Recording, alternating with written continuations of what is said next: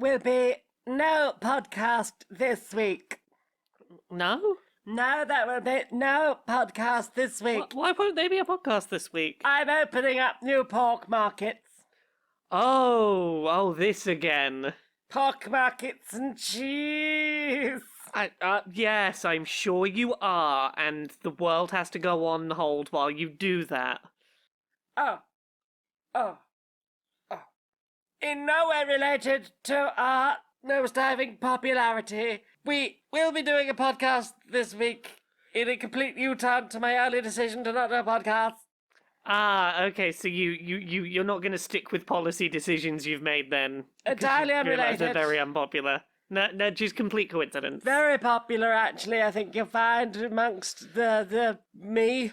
I'm sure that's right, Liz. I'm sure that's right. Pork market.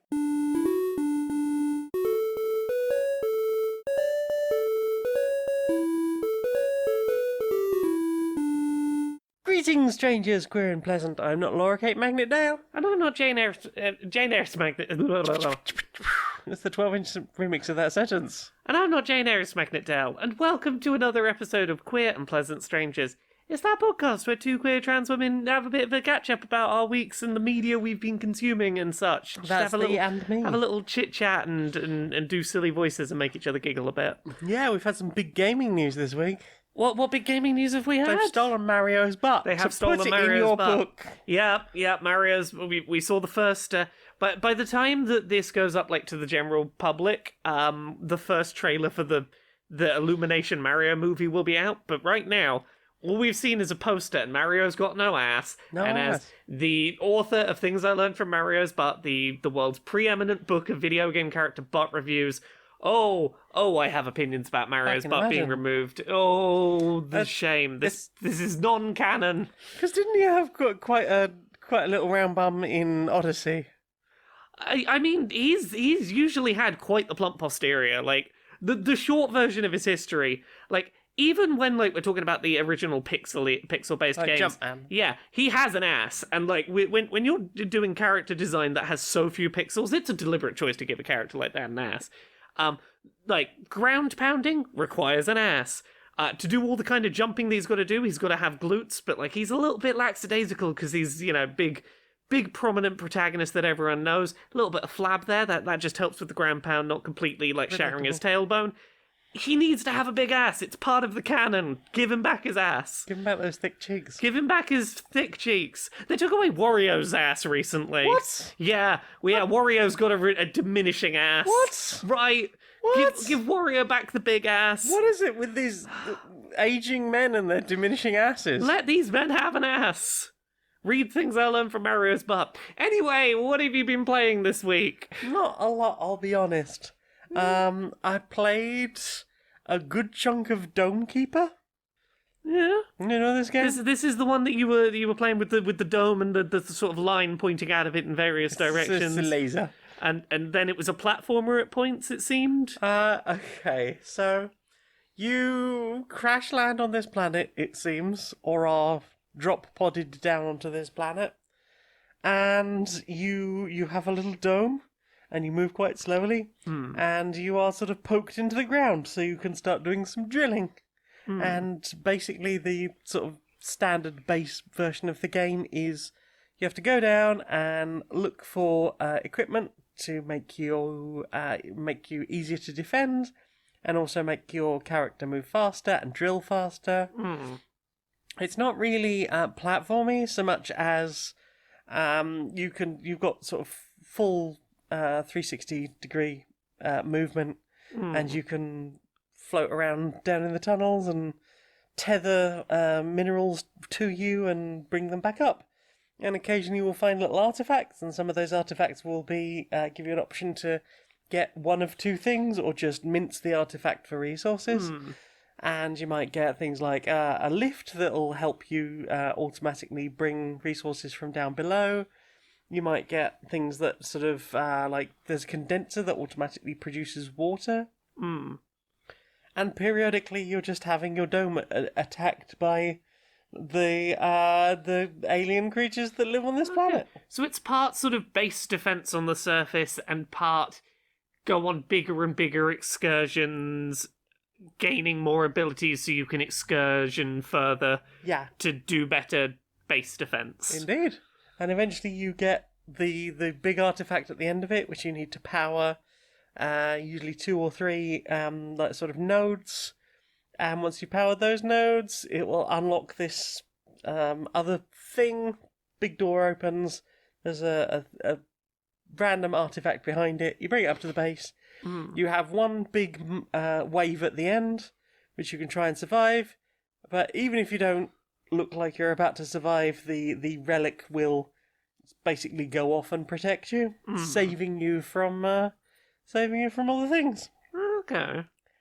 It's fine. Yeah. I saw a lot of people like going, "Oh, it's a really good game. It's really exciting," and I was like, "Cool, I'll give it a look." And enjoyed my first couple of games. The main thing that like caught my attention from the other side of the room is when you're up at the surface level, looking at the dome. The aesthetic kind of reminded me of Into the Breach. Yeah, kind of. With its sort of pixel art style and color palette, but like, yeah, there was nothing mechanically watching that was jumping out at me as like, this is particularly catching my attention. Like there is definitely a nugget of something there that's really interesting. Yeah. Like, I'm enjoying defending the base. I'm enjoying the exploration, and as you unlock more stuff, you can get things like a more maze-like underground. So, like, you might not be able to do. It might not be as big a sort of teardrop-shaped space that you're drilling through. It might be a bit more tunnely and weird. Okay. You might find like hard rock that you just can't dig through, so you have to sort of go around and find other ends, and there might be dead ends, and that's sort of more interesting, but I don't know, the only thing that lets you do like an unlimited play thing is this basic mission type where you're doing a score attack. You can send resources back to your home planet. And that might be you send bits of iron, which is scary because you use iron for just about everything, but that will get you more prestige per round of enemies you fought. Or you might have send water back, which again will add more prestige and do other stuff as well. But that's something you usually need for like a sub feature of upgrades.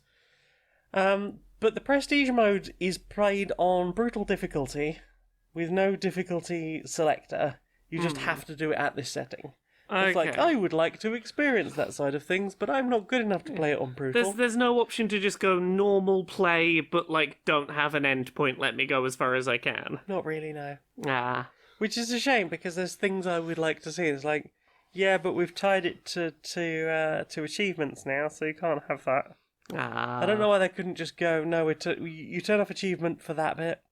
It seems like the dev is talking about adding some extra features further down the line. Yeah. Like, it seems like there is possibility of like a roadmap, and that they're not entirely done with this, but it doesn't. It's a great idea. It doesn't quite feel like there's quite enough there. It's a good idea that won't let you play it the way you want to play it. Yeah, I think that's sort of the problem. Like, I can play it well enough to because in relic mode, all you have to do is get to the relic. Yeah. And if you know how, like, once you understand how all of the power-ups work, which, will take, 3 or 4 games maybe, you can just start to rush that if you want to, especially on smaller maps. But that's not necessarily fun. If anything, that makes the harder version of the game feel less. Yeah. The more normal version of the game where you are actually doing like strip mining and stuff feel less worth it. Yeah. It just doesn't feel like there's quite enough substance to this, but there is definitely a nugget of a good game, and I certainly enjoyed my first 5 or 6 run-throughs. I've unlocked everything I think I can from normal play so far.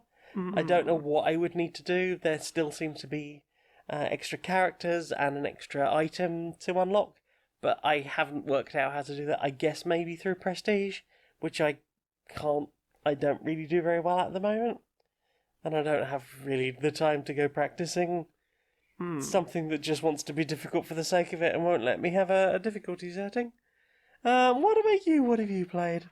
I've not played a huge amount this week. I did finish playing through Return to Monkey Island, which we talked about in some depth last week. Oh, yes. I think that as a point-and-click adventure game, it is very well written, very amusing, very well paced. Casual mode, very much enjoy the puzzles, definitely avoids a lot of moon logic stuff.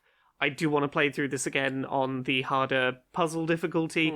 There is at least one puzzle in the casual difficulty I'm like, oh, that's fucking bullshit. But yeah, the fact that there's only one that, like, the one that you had to point out a certain thing to me. Oh, yes. Yeah. But, like, generally I think it's a very well-made point-and-click adventure game that I don't think sticks the landing on clearly delivering the narrative payoff it seems to be trying to. I feel like its ending is really muddled, and I think that's not helped by, like, very mild spoilers. There are multiple endings this game can have, and that's not very well signposted. And if you accidentally commit to some endings, you will have a more satisfying or less satisfying time than others. Yes, you seemed really, really disheartened by the ending you got initially. And you came downstairs and we were like, we need to have a talk about this Return to Monkey Island. I was like, oh, okay. And I mean, look... And you seemed genuinely distressed by it. Having seen other endings, I feel like there are other endings that are more satisfying and endings I can pick that I can go, yeah, you sort of do a thing here. My general feeling, like, sat a day or two with the ending, is I feel like it really leans hard on the fact that there is a running joke that Guybrush is really bad at telling endings to stories, and that is leaned on to not deliver a necessarily satisfying ending to the narrative that is promised in some ways. I feel like there is a deliberate... Anyway, we're not going to bother with that because Guybrush is bad at endings. I feel like that's part of it, and that annoys me. It feels like when... what was the game? Far Cry Blood Dragon, like, tried to make a joke out of annoying tutorials while inherently having an annoying tutorial. And I feel like a little bit Return to Monkey Island tries to do this by making a joke out of kind of doing a bit of a rug pull with its ending. But I'm like, pointing out that you're doing it doesn't necessarily make it better. And, like, I feel like there were a bunch of really good like, it doesn't have to give, like, the thing it doesn't touch on, I understand that. But I feel like there were some really good narrative threads to that alternate ending it does seem to be trying to talk about that would have been much more natural ways to tell the story it seems to be trying to tell. It feels like a really jarring and, like, not well... It's a very jarring way to do the thing it's trying to do that I think could have been done in better ways. And it's not enough for me to not enjoy the game, but the ending is the major caveat I have, and I feel, I can get an ending of that game that makes more sense and feels better, but I feel like they really fumbled having a clear vision for how to end that plot.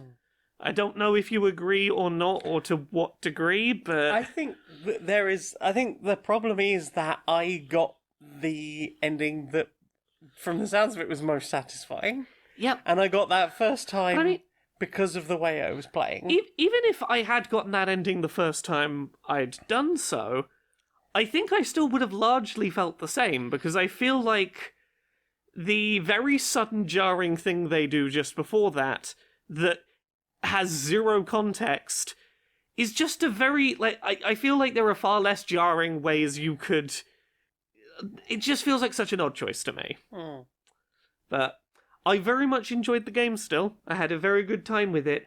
I just feel kind of... And I kind of want to play it with the wordier version, with more of the script left in, because I'm really curious if there is additional script work that might make that feel less out of the blue. Yeah.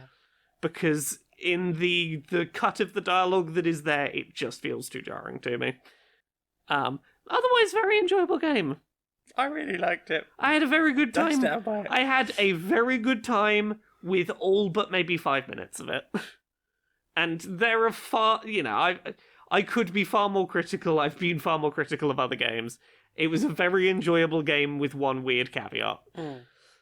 What about you? Have you played anything else this week? I've been playing a mobile game. You have. Tell me about this mobile game you've been playing a little bit before bed every night. So I had, and very much during the day as well, I had a weird, desperate need to play Rogue. Actual Rogue. Yeah, which recently. which isn't quite what you've been playing, but No. you've been trying to scratch that itch. I have been trying to scratch that itch. So I've been playing a game called One Bit Adventure. It is a free-to-play mobile game with microtransactions. That it is. I have managed to avoid microtransactions, but I have occasionally watched an advert for some diamonds.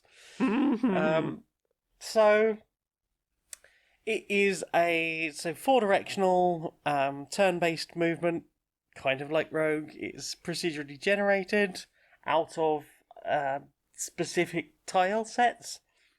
So if you've played this game for a long while, you are going to start to go, hang on, I've been exactly here. I know this layout of this configuration of rooms. Occasionally you will find a dungeon. You can pop in a dungeon. The first time round, or my first few runs, I just avoided them. I was like, oh, it's going to be very hard. I'm not sure I'm ready for those yet. And now it's like, I definitely should have been going in there because that's where I get all the resources for like going to the blacksmith and upgrading weapons and doing various other bits with it. And there's like daily quests, so things like kill a bunch of these, open a bunch of doors, open a bunch of chests. Nothing super difficult, and you will get premium currency from that. Premium currency can be used for lots of things. Yeah. The main things I can imagine people actually wanting them for is resurrecting a character.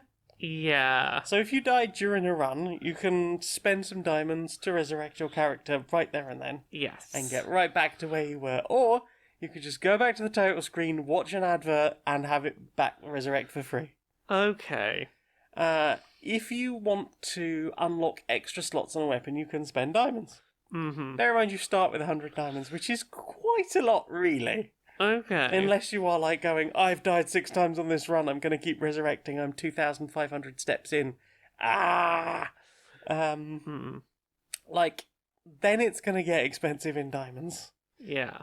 So I can see if someone is not very good and not willing to just go, I'm going to restart in a very roguelike kind of way. Yeah. Like, the point is occasionally to just die and start again, and in a roguelike rather than rogue-like. Yeah. that you would die, get a little bit more powerful as a result of starting with the weapons you've picked up already. How much has it had that sort of arcade game powered by quarters feel of your progress is being hampered if you're not spending? Not all. No? It has. It's more than anything. It's felt like most of my deaths have been because I wasn't paying quite enough attention to my health. Yeah. Which with the ADHD is entirely possible. But like, because as long as I'm only dying once or twice in a run, I can go, oh, I've got enough diamonds to just resurrect a couple of times a day because I've done the dailies, or I've been through some like later dungeons. Yeah. Some of the later dungeons will just have diamonds in chests, so you can just pick them up. And as long as you sort of float around the sort of 50 diamonds throughout a day, which is fairly easy to do, as long as you're not dying like super easily. Yeah. Yeah, like there's no reason to go spending any money. Okay. Like you absolutely could. I think it's the highest amount you can buy is like 40,000 diamonds, which is like £35. Yeah. Which I don't recommend spending on this. You can buy stuff with it, like you could buy tile sets. If you want different colours, you can buy a seasonal thing. I have not really felt any need to do that because it is currently October, so it is already in Halloween mode. I haven't even seen what the game looks like normally. It's scratching an itch, and I haven't paid money for it. So congrats. Ta-da! Well done. But if you are someone who is prone to spending money on that sort of thing, do not even start. Yep. You know what is best for you. Yeah. And I think as soon as I get bored with this, which I can see happening fairly soon, Mm. because I'm just bored of going, I know this layout. Oh, it's that thing again. Oh, it's that thing again. I don't know if I'm going to keep going with it. We'll see. But it helped temporarily do a thing, and I didn't have to pay for it. Woo. Beyond a few adverts. What about you? What have you played? The only other thing I've really been playing is I've been jumping back a fair bit into The Binding of Isaac Repentance, I think. Oh, yeah, you've had some really good runs recently. Yeah. So I've been craving something a little like pick up. Something a bit roguey. Yeah, right. So yeah, for anyone who's never played, it is a top-down roguelike in which you pick up items as you go through floors, try and become powerful, beat bosses, get to the end of runs. I finally... so I picked that game up. I had to start again from scratch on Switch, because at some point I lost access to a Switch account that I had, like, a couple of North American versions of games on, and couldn't get my save back, so when I picked up Repentance, I just had to start from scratch. And I finally put enough time in to get through all, like, the base content again, and finally start seeing some of the Repentance-specific stuff that I'd been excited to check out like a year ago when I picked that game up. Yeah. So I've started finding a bunch of like new types of floors that I hadn't seen before. Yeah, you've got like sewer holes to drop down into with all so like the stuff I've been playing around with, for anyone that's familiar with the game, at the end of the first floor after I beat the first boss, there will be a locked door in the boss room that will need a key, and if you've got a key for that, you can drop down into some sewers. And then a couple of floors later, there'll be a boss room with a door you've got to use explosives to get through, and that if you go through that, you'll get into a sort of fiery, smoky, burning ash area. And there's unique bosses down through there, and those have been fun to fight. There have been some really neat challenges to come across. I stopped doing the thing that has been the only thing I did for ages, which was just playing on greed mode over and over, and I've been playing it on hard and like trying to do proper progression, because I've got like this sort of mosaic thing on my character select screen that's seems to be implying beat the boss of this route X number of times to fill in these spaces, and defeat the boss of this route this many times, and that'll fill in a picture, and that'll probably unlock some shit. Okay. So I've been having fun. I've had some really good, fun, overpowered builds recently. I had one of my favorite combos that I don't get it very often, but it's fucking great when I get it, which is I think it's the Pyromaniac, that means that explosions cause you to regain health.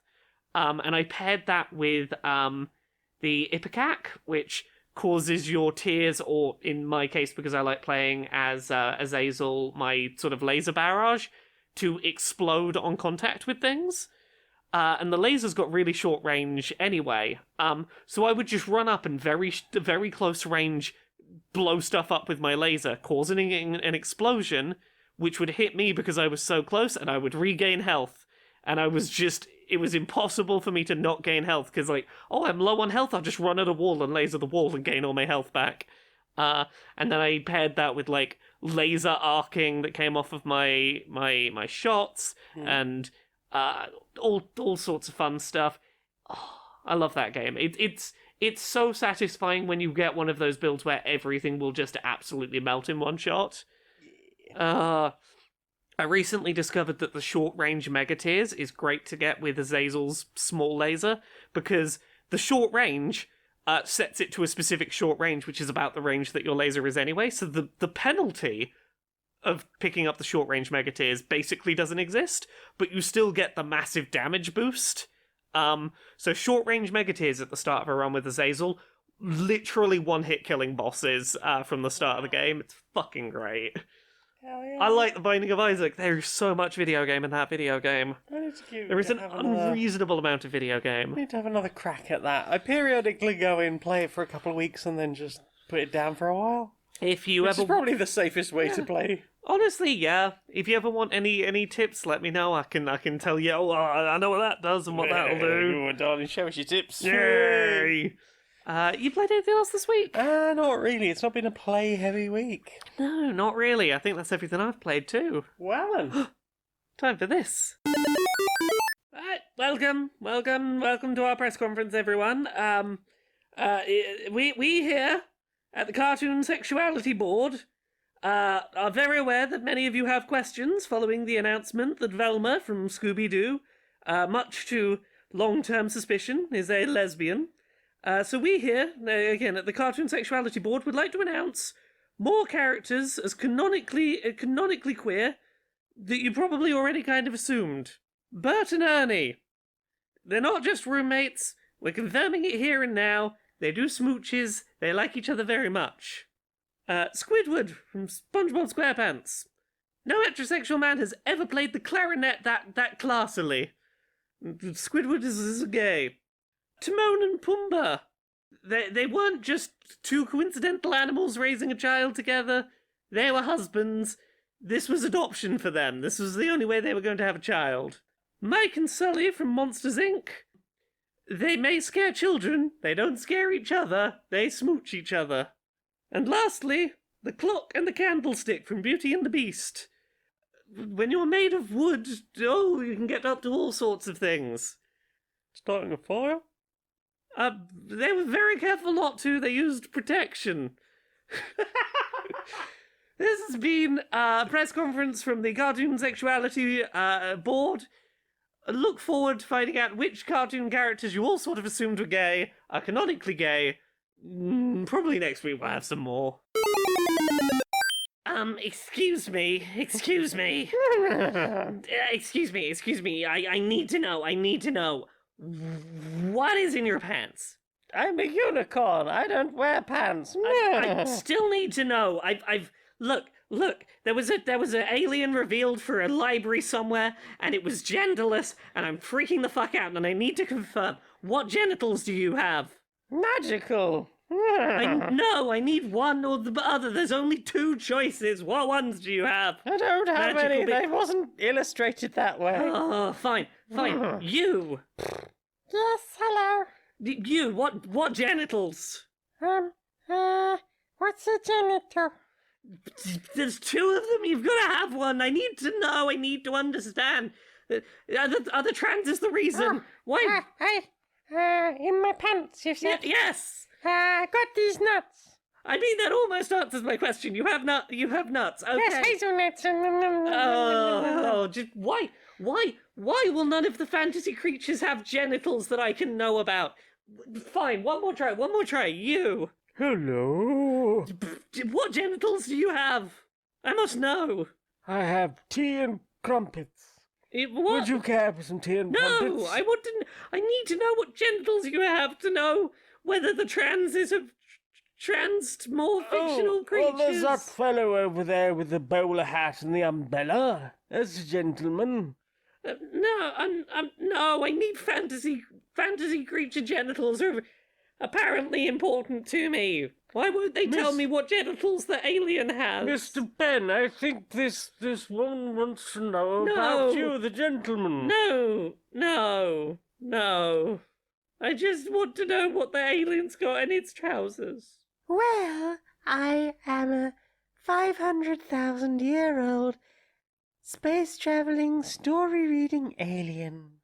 And your genitals are? I don't have any. I don't need them. Why won't the transes let them have genitals? I am weirdly obsessed about this. Maybe you should read a nice book. What a weirdo. So, what have you put in your eye? Largely, we've been watching stuff together this week. Yeah, we've been a watch together kind of week, because we had a Sunday of lying on the couches going, my bits, my hurty bits. We had a sleepy Sunday and we watched some films together. So should we do the order we watched them in, maybe? Yeah. So we rewatched Detective Pikachu for the first time in a while. Yeah. What do you think of Detective Pikachu on a rewatch? It's still good. London has never looked so interesting. It is a well-paced, harmless, fun family time. There is very little to dislike in it. It's Very cute Bulbasaurs. very cute Bulbasaurs. That terrifying Ditto face. I think that the humor is pretty on point. Yeah. I feel like it does a very good job of not feeling beholden to the source material, but still feeling faithful. It's neat. I mean, you would be able to know about that better than I, but... I mean, like, it's definitely not, like, it's certainly not one-for-one trying to be the Detective Pikachu game or anything, but, like, I think it does a good job of feeling like a story that could exist within the world of Pokemon as a larger franchise while being its own thing. Yeah. And, yeah, it's sweet. It's a little cheesy and tacky in places, but it's Cheese charming. is good. I enjoy cheese. Exactly. I had a good time watching it. I enjoyed Justice Smith's performance, and I Yeah. hope to see more from... Yeah, and again, like, mild spoilers, like, my biggest complaint, as it was when the film originally came out, is, doing disability equals villain is a bit... Yeah, disability equals villain, and... Like, it's low-hanging fruit. And curing the disabled. I mean, yeah, it's disabled equals villain, and the one thing the disabled person wants more than anything in the world is to be not disabled, and they'll do evil things to get it. And it is what it is. But then we watched absolutely fantastic film. We watched Tank Girl. We finally got around to watching Tank Girl Yeah. together. A film that I do not remember watching start to finish at any point. If I have, I remember very little of it. 1995's Tank Girl. That is a fantastic film. It really is. If any of you have never watched it, it holds up incredibly well for a very stylistic 90s, like unapologetically mid-90s film. It holds up real well. Yeah. Yeah. Do you want to... how would you describe this film? It is a Mad Max, but more over the top. Yeah. It feels... Post-apocalyptic world, there's no water. What little water there is controlled by a horrible utility company called the Water and Power, and run by Malcolm McDowell, who is just the most amazing villain. It feels tonally, if we're looking at, like, modern contemporaries, sort of a midpoint between something like Mad Max and, like, the Na Na Na music video. It's Mad Max if it had more of that, like, silly, over-the-top, dramatic comic cool book. outfits. Yeah. It is unapologetically comic bookish, but it incorporates its sort of comic book nature very well for a live-action film, in that it uses... rare animated, like brief animated segments, but usually like comic book illustrated segments to paint a picture of scenes that would be hard to paint. With that budget. Yeah, with that budget in live action. Yeah. But it uses enough of them and in quick enough succession that it feels like a deliberate stylistic choice rather than being an obvious way to get around budgetary constraints. And I feel like the acting in the live-action segments is over the top enough that it keeps that energy between the sort of comic book cartoon visual moments. I think Laurie Petty is an amazing Tank Girl. Naomi Watts is an interesting Jet Girl. Yeah. Watching Maybe it, not as over the top as the one in the comic books, but still. watching it with you, I very much agree that, like, I feel like Margot Robbie, if there was to be a modern Tank Girl, I think could do the trick.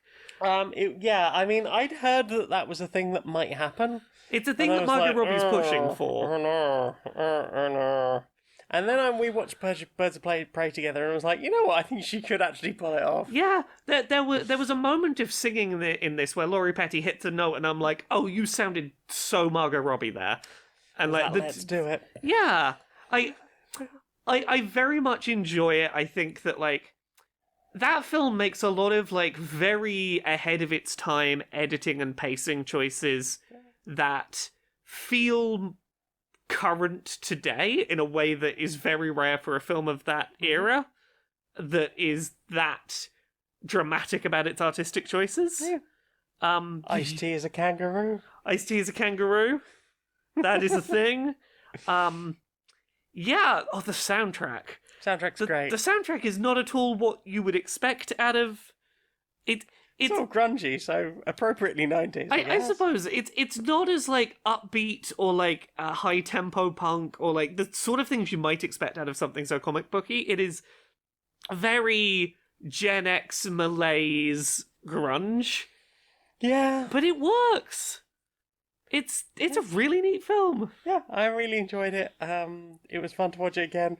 It's nice to watch a film that's from the 90s and from my youth that isn't transphobic. Yeah, it's nice to not have to wince at a film like that. And Jet Girl's final line of that film is still just fantastic. Oh yeah. How many it's- times do I have to tell you?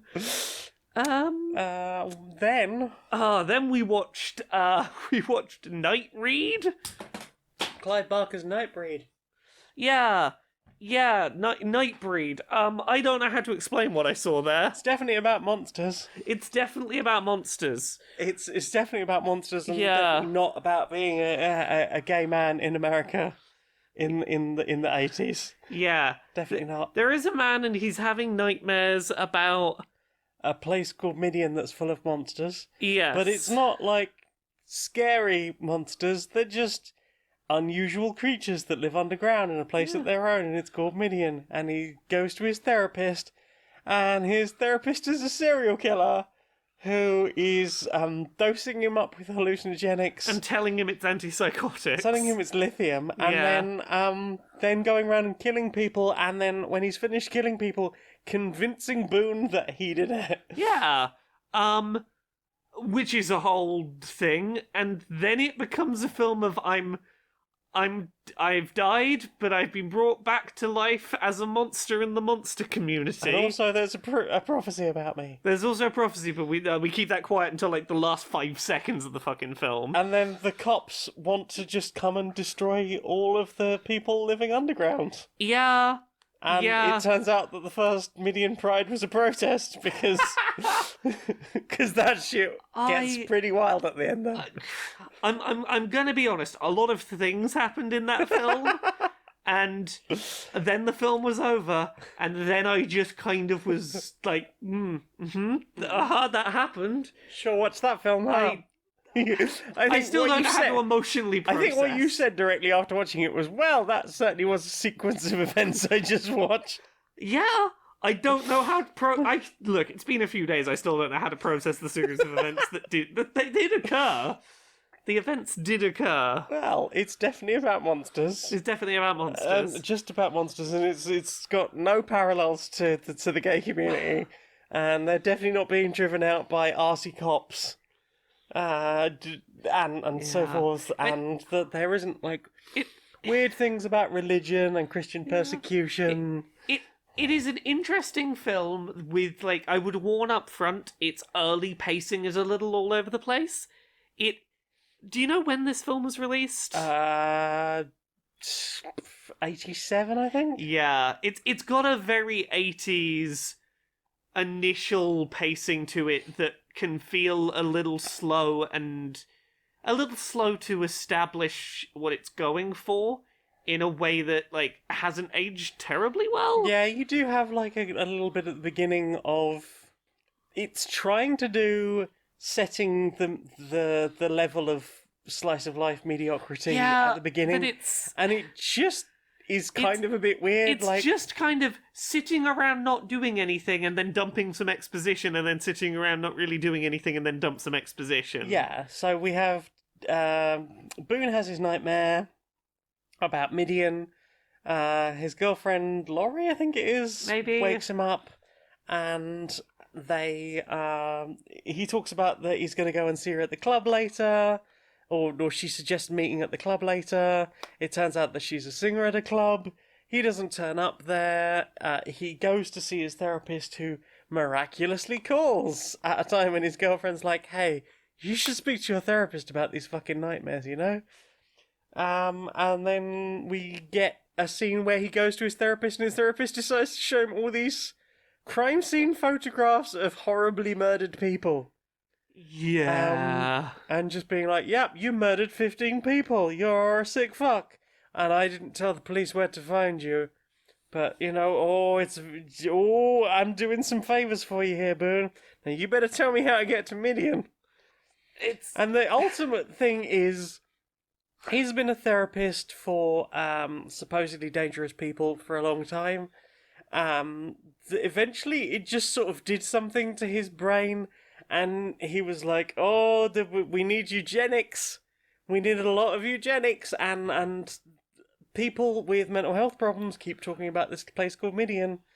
It seems to be a recurring thing amongst people who are a bit on the edges of society, that they get visitations of this place in dreams, sort of calling them towards it, a place where they can go and be themselves and not be persecuted. Well, I need to wipe that out, because that's filth begetting filth begetting filth, and I must destroy them all, and that's why I'm a serial killer. That sure is a series of events that occurs. Yeah, it's an odd concept. But I think it was one of the first films where I understood that the point of the film was sometimes the humans are the real monsters.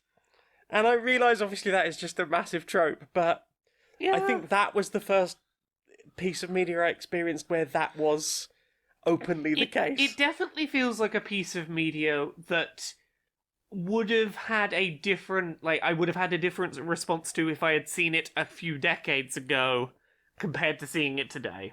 I think that it's one of those, it was doing something that was probably quite forward-thinking for its time that has less of an impact because I'm seeing it so much later. Yeah, Which maybe. is, sometimes that's how things are. Maybe. I mean, I don't think it helps that I don't think the version we watched was the director's cut, which he has been trying to get released. I don't know if it's actually come out or not yet. It keeps being talked about as being hey, there is a lot of footage that was cut out of that film, and it fucks with the pacing a little bit, so trying to get that done. And I think there was talk about a Blu-ray. I don't know if that happened or not. It's got Doug Bradley in it. Yeah. As Dirk with the slits on his cheeks that are constantly bleeding. Yep. More on that later in the film. I thought it was a really interesting film. I agree that visually it hasn't aged super well. I love the monster design for it. I think David Cronenberg plays just a deeply concerning psychologist. Yeah. I'm not sure the guy who played Boone really pulled it as well as he could. It is a film of inconsistent performances. Yeah. Loved all the character design though. Loved the concept of the people of Midian and the the way they live their lives and why they live their lives separate from humans and why they are so concerned about humans generally. Yeah. And separate from that and their god and so forth. And it's an interesting world. I kind of hope that at some point somebody decides to give it a better movie. Yeah. Maybe. As long as they don't skimp on the character design, because character design's very important in that film. Have you watched anything else? I think that's it for me, really. Well then. Time for this. Laura, we've got a new sponsor. Who's our new sponsor? Well, do you have a box that is currently spilling out full of cables? Yep, the box where, every cable that I don't need right now but might need someday kind of lives in there. Yeah, and, I considered maybe paring it down a little bit, but then I read recently on Twitter that someone had decided to get rid of their box full of cables and within a week needed a cable and now been completely unable to find one of those particular types of cables. Right, look, you think I never use these, I'm never going to need these, until that one day that it's 11 p.m, 11 in the evening, and you're digging through it desperately going, I just need a mini HDMI to HDMI, not a micro HDMI to HDMI, those you can go buy, I need a mini, the sort of out-of-date one that they don't really sell anymore unless you want to wait weeks for it to arrive from China. Maybe there's one in the box, I hope. I'm gonna dig, I don't know. I need coax. Yeah, I need an adapter to go from DisplayPort to HDMI. I need a PS2 to USB adapter. Yeah, I need like that half of the old Xbox USB cables that sometimes came apart in the middle and had that weird sort of L-shaped like circular connector. And like, I have half of it, but I need another half. I need a GameCube multi-tap. Right. Oh, if only there were a better way than having an ill-inventoried box of chaos. This week's sponsor is The Cable. The cable? One multi-ended cable that has ends for every single outdated standard of device connector you could possibly need, produced prior to today. Okay, so it's got one of every end on it. One of every end, in every voltage. Okay, that's good. That's good. And it comes in this convenient box. Oh, nice. It is slightly overflowing out the box. It is, yeah. You know how it is when you get a new item and you, like, take it out to have a look at it, and then you try to put it Yeah. back in the box and it doesn't quite go back in I there. mean, I feel like it's going to take up about as much space as the current box of chaos we have. Weirdly, it seems to take up slightly more. Yeah, look, there were a few cable types that we somehow didn't have in the chaos box Yeah. before. We've almost certainly got them now. And yeah, we definitely have them now. The problem now is going to be, where on this is the end I need? Well, this here is definitely a SCART end, and this appears to be a serial connector. Oh, God, we barely got this thing out of the box. It's already tangled beyond all recognition. Oh, yep. Oh, no. Yep. But now, instead of needing to search for that one obscure cable, we definitely have it amongst this, somewhere within this weird pom-pom of cable ends. And a very twisty middle bit that seems to be constricting even further. Oh God, it's got me! The Oh, cable's no. Oh, no. I'm Jane, sucked you're going to into be the part cable. of the cable. Help. Oh, no. Help. Jane is not in Connect it. to me We now. need it on the cable. Inside the boardroom of Supremacy Software. Hi. So, we're getting some flack again. Again? I know. It seems like we can't go a week without getting something. Someone complaining about something we've done. Okay, well, can we set the fans on them? Because I'm tired of this. Well, this time it is the fans that are angry at us, and I don't. Look, well, maybe we can do it. We've just got to work out the messaging. So here's the thing. Right.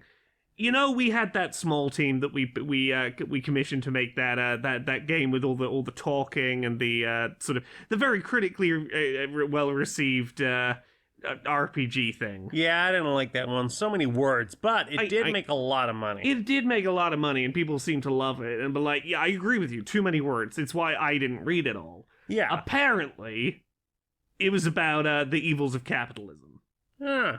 which is, you know, a thing I wouldn't have greenlit had I read far enough to know. Yeah, I mean, we that, don't want but- people thinking those thoughts. No.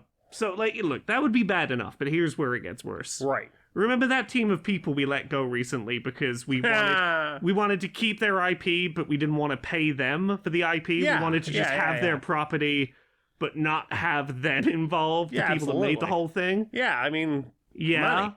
Yeah. Well, that team was the team that made the anti-capitalist game, and people have put two and two together and gone, you fired a bunch of creative types to make money who made a thing about the evils of capitalism. yeah, they should have seen it coming. I know. See, this is how I'm thinking we spin this. I think we spin this as like, you know, we were meant to be working on a sequel.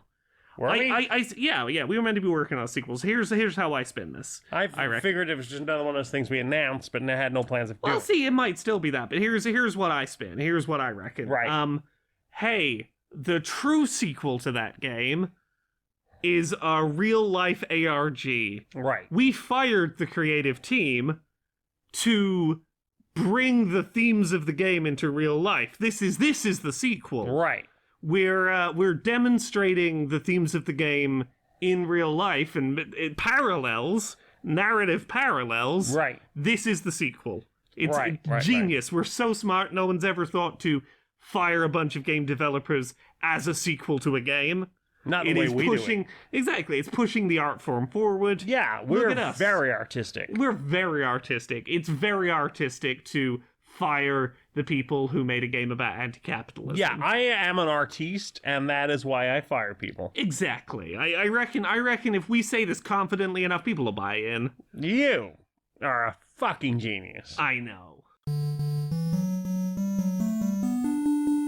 So, what have you put in your ears? Well, we went out. We went and out. listened to some music in a live setting. We did. We did. Been a while.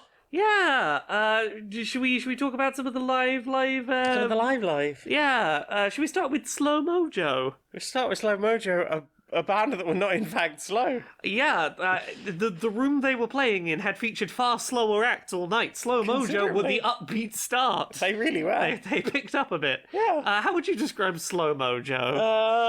Oh gosh. Upbeat. No, I can't. Not quite ska. There was definitely like a lot of the same instrument makeup.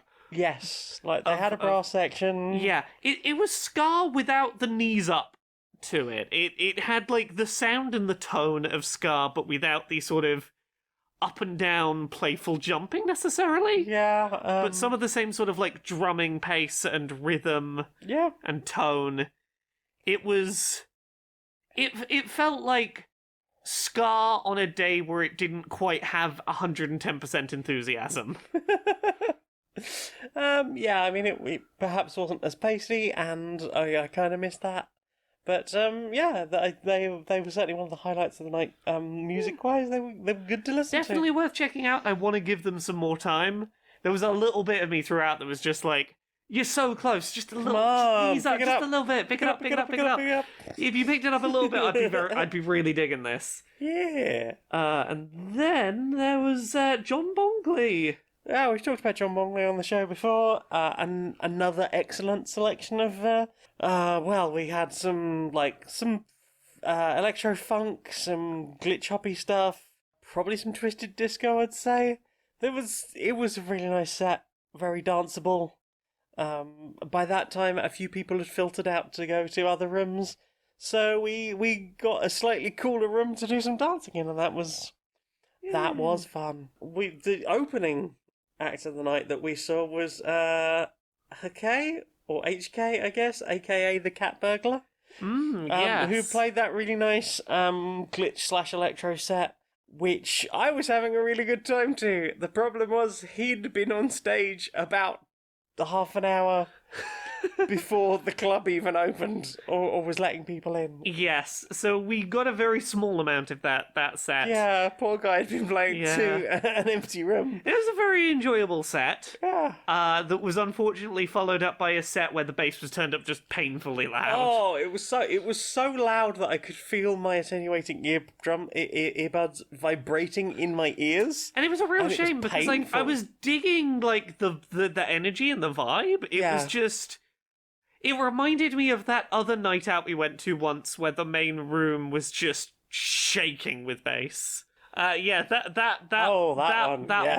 one. Yes, that one at Scala. Yeah. It had that vibe, and it's clear that they turned the bass up too loud because at one point in the night They blew a speaker. they blew a speaker, which was a whole thing. We were in there, they had some really good music on, and all of a sudden I'm just like, oh, that's not good. They had a really nice remix of what's that Shock One track? Follow Me. If they were in the middle of playing that when the speaker we were like went. really fucking losing it to a nice remix of Follow Me, and then suddenly the speaker blew, and it's like, oh no, I want to be here singing my heart out to Follow Me. I want to be here, but this hurts to listen to, and I imagine that's going to be quite expensive. Yeah. Yeah, that was unfortunate. And you've got one more down on here, which I think was from that night as well. Drew Lynch.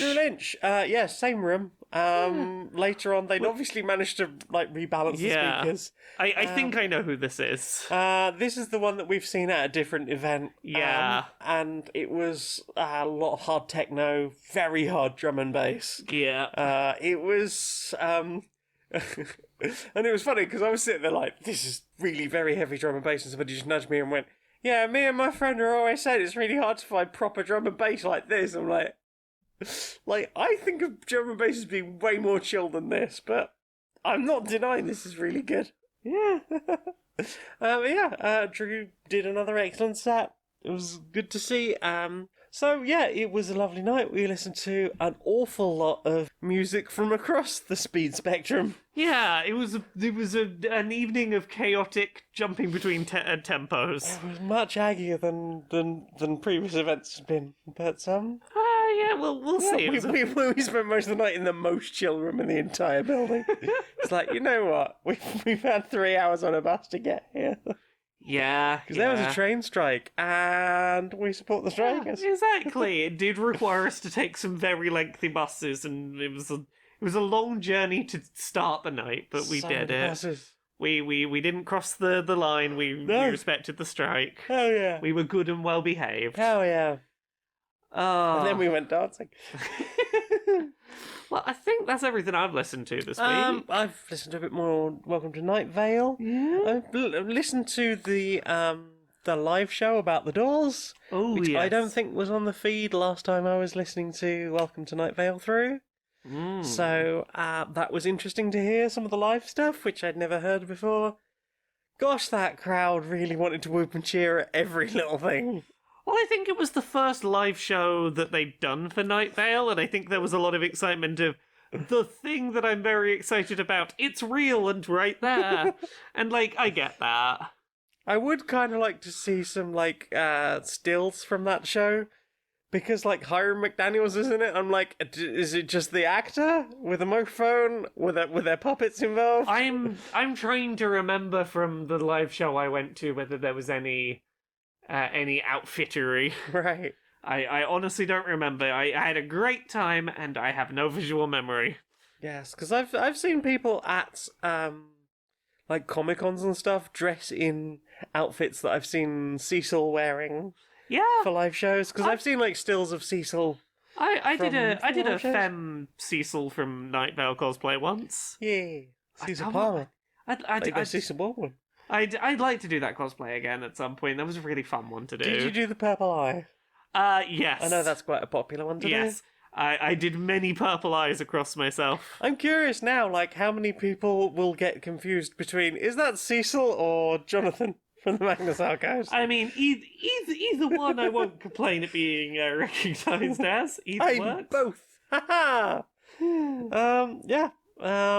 Really enjoyed that live show. We had some bits from the Faces old woman who lives in your house, secretly lives in your house, who is Mara Wilson. Mara Wilson. That was it. Mara Wilson's great in Night Vale. Yeah. It's very good performance stuff. Yeah. I also don't think I've seen her in anything since Matilda, so Yeah. nice to know still doing stuff. Yeah. She's talked a lot about exploitation of child actors in the movie industry, and why is one film and out? Yeah. Understandable. Yeah, very interesting Twitter follow. Yes. Yeah. I am a Twitter follower, and I am enjoy her feeds and Yeah. words too. I think that's most of it, really. Yeah. I've been listening to more generative synthesis, but more tutorials on it rather than sets. So, yeah, I think that's pretty much everything. Well then, time for this. So things aren't going terribly well. No, things have been rather not gone terribly to plan since the handover of power, have they? You mean the tome? Well, I mean, look, I didn't explicitly mean the tome, since new person came into power. I mean, look, I do suspect it's at least partially the tome. I mean, ever since she stole it from the Queen during that visit to... That visit that the Queen conveniently died right after. Almost immediately, the tome was removed from the property. It's almost like it was the only thing keeping her going. Maybe. And now we have the tome and everything's gone rather tits up. It has gone rather tits up. I'm wondering if we shouldn't start maybe reading the tome, like the Whispering Runes keep saying we should. Look, things are going very badly. I don't know if this is like a Lost situation where we have to we have to do the thing that we're told or things will get bad, or if things are going to get infinitely worse if we read from the tome. Do we trust the whispering voices? I mean, they do say that we should read the tome and then we'll live forever. Yeah, I mean that is what the tome would say if it wanted you to read it for good or for evil purposes. I mean, we can't just assume that it's bad. It's not a migrant or something. Look, what's the worst that could happen? The Queen seemed to have it and seemed to be fine. Yeah, she had it probably for a very long time, possibly Indeed, thousands of years. Until she didn't have it and suddenly was gone. Okay, well, let's get the robes, the candles, the blood sacrifice, and maybe have a little read of this book walk. Yes, very much so.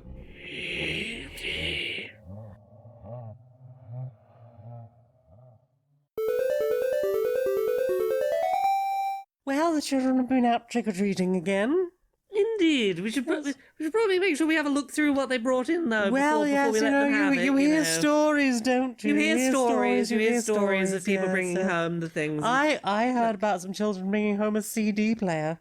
Oh goodness! Yes, a packet of peanut brittle, full CD player. What on earth are they going to do with that? Well, What are they going to do with Let's that? have a look before we let the kids have it. Let's just make sure it's all safe. Okay. Okay, we've got 100% real fruit. Oh, this eclair's got an adorable kitten in it. It's in a Mars bar wrapper, but this appears to just be a block of dopamine. Oh, goodness. Oh, this Laffy Taffy has a winning lottery ticket that's 6 months out of date, so we can't even claim it. Oh. What is that? This tube of Smarties, upon closer inspection, is just the concept of ennui. Huh. There's little pellets of it. I'm not sure how to feel about that. Yeah. Okay, well, we've got some Maltesers, I think. Park Life.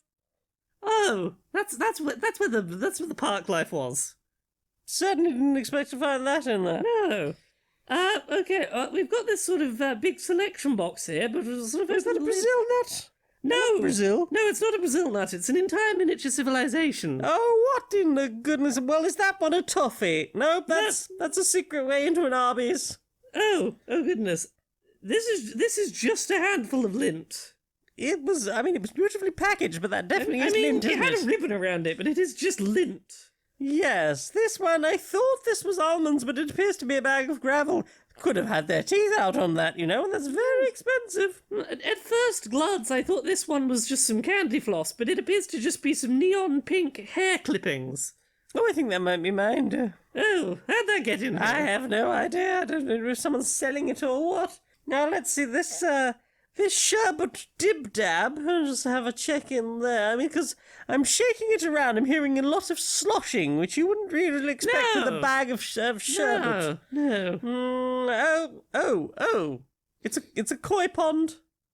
Oh. There's a koi pond in here. Oh, goodness. Look at them go. Oh, It's not quite what's meant to be in there. wishing I hadn't shaken that around quite so much now. Hello. That'll be 3 members of a barbershop quartet in that Only one. 3. Yeah, so at least they did You're a not multi-pack, supposed to I break guess. up the multi-packs. I know, but caught me off guard. Oh, last one. What's Okay, you what's you that? give this one a look. What's in there? Oh, I think there's an almond delight. Oh, I love these. Oh. What? Well, if I had to put a name to it, dear, I'd say this is the last shred of Tory integrity. Well, Didn't think it was it. I mean, they don't have it. I they have it clearly didn't have here it. in an almond joy, but they Really haven't taken very good care of it, have they? Yeah, well, no. Well, no. certainly make sure the children don't end up with that one. No, we don't want them turning that way. Ooh, disgusting. Do you know what I want to see more of? What do you want to see more of? Brochure Justice Warriors. Social Justice Warriors? Yeah. All right, Larry. How you doing? Well, I'm a bit sleepy, mate. Busy weekend, still kind of recovering from it. Same. Maybe Long for a one, Tuesday, though, that's the one I always say worry about. Yeah. Yeah.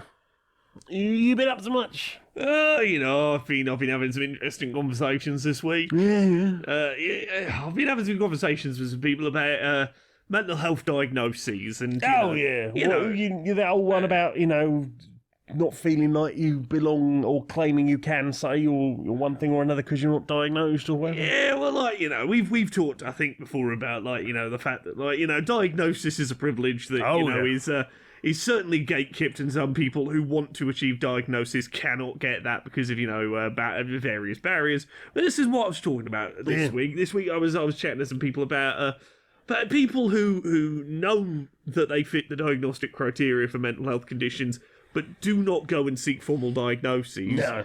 And about making sure that they have space to exist within communities, of disabled people. And Yeah. very specifically, I was having conversations with people for whom mental health diagnosis may not be safe for them. I know there was a lot of people I know that sort of felt this way during COVID, when there were stories of people with autism diagnoses getting given do not resuscitates without without their consent. Yeah. But sometimes it's as simple as things like family members who may not be supportive or who may be actively dangerous if a mental health label is applied to you.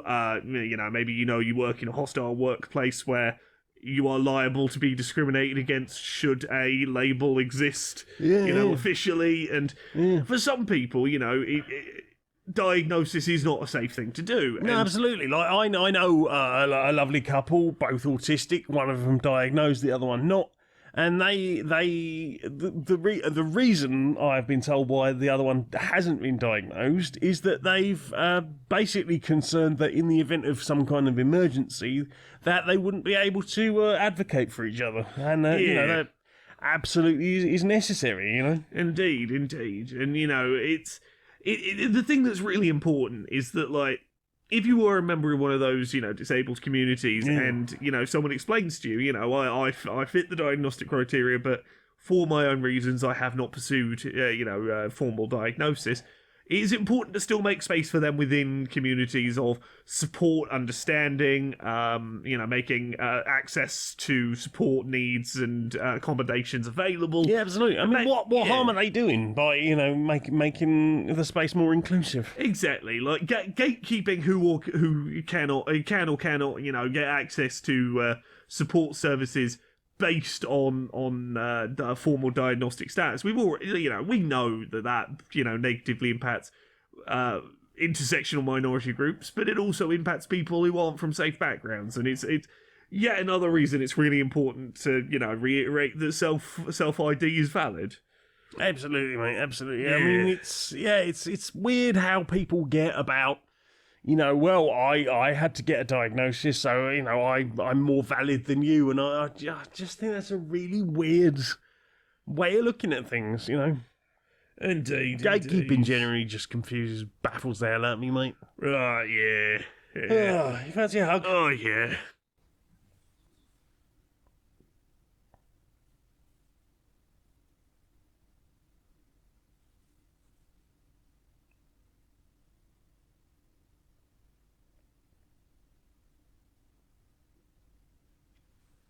Yeah. Good hug, mate. Good hug. Good hug. Right, I think I'm going to go and put the kettle on. Oh, sounds lovely. Nice. So, what would you like to say at the end of the show? Well, I got a bunch of stuff on the internet you can go check out. It's at Laura K. Buzz pretty much everywhere. Every Friday, I upload episodes of Accessibility over on youtube.com/Laura K. Buzz. Go check that out. If you want to support the work I do, $1 a month or more if you want to do, and you can do so, but like as little as $1 a month over on patreon.com/Laura K. Buzz. Keeps the lights on, keeps me doing all the things what I do. Keeps the mics on. I wrote an article this past week about Trombone Champ and the joy of confidently playing instruments badly. Mm-hmm. You go check that out. Just Laura K. Buzz, go check out all the things. We did a book together. Do you want to tell people about that book? It's called Who Hunts the Whale, and it's a silly and serious and satirical look at what it's like to work in the video game industry, and it has some hilarious references, sort of, to things, and maybe it has a very relatable horse. Who can say? It's available from unbound.com/book/whale, and it is about, if you've been listening to this show for a while, it is about the antics of Supremacy Software and everything they get up to, and maybe their uppance will come. Who can say? Maybe not. That, I think, is everything. I can be found at linkter.ee/Janiac, JANEIAC, patreon.com/stonedmonkeyradio. For as little as $1 a month, you can help me justify a 76-hour work week, constant exhaustion, and burnout. Woo! help me get back up to 27 Patreons, and then maybe help me hit 30. Go on, and those little dollars do all add up. So thank you very much. Laura, will you sing us out, please, darling? Until next time, be a stranger.